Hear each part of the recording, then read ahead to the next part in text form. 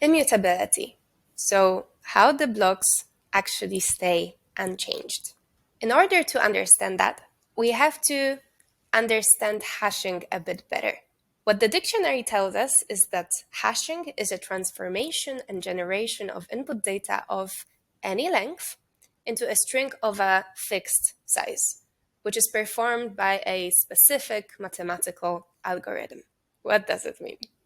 Basically, regardless of how big my block is, whether it's 10 transactions or whether it's 500 transactions, the hash that is built from that will always have the same length.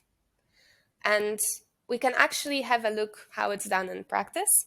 In the slide, you will find a link which you can look into yourself after you watch the video. So what we have here is a hash generator, which will show us how hashing works. We won't go into the details of the algorithm, but you'll see how does the input correspond to the output hash. So what I can do here is to type some kind of message. Let's consider it our information. And in the box below, you will see the output hash for that message. So what I'll say is hello world. And what you can see below, that I have a hash that was generated that ends with F3C.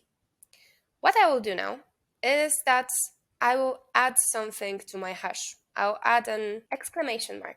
And as you can see, the hash below is no different. It doesn't end with F3C, but it ends with 51A.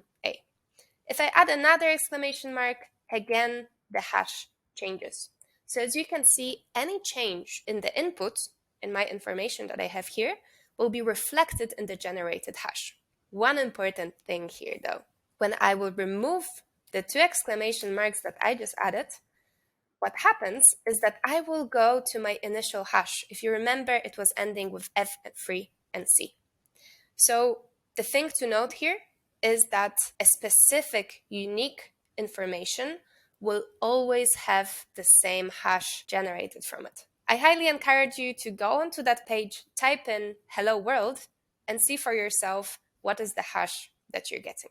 Knowing that, what we can do now is to have a look at how this specific behavior affects the changes in the blockchain. So what we've talked about until now is the fact that the blockchain is created from the blocks connected to each other through the hashes. But what actually happens is that within the network, there is not only one blockchain, but there are multiple copies of the blockchain that coexist together, and they all hold the same information. So now, if someone was trying to maliciously change one of the transactions, what happens is that it results in the change of a hash of a block. Because remember, the hash is built on the basis of the information contained in the block. If the information in the block changes, as we just saw, the hash will change as well. Luckily, all the other copies of the blockchain are communicating with each other, and they also look at what is going on different blockchains. So in this case, they will notice that something is not right. They all see that the hash that they have here is orange for the three of them, and the hash of the block where the information was changed is now pink.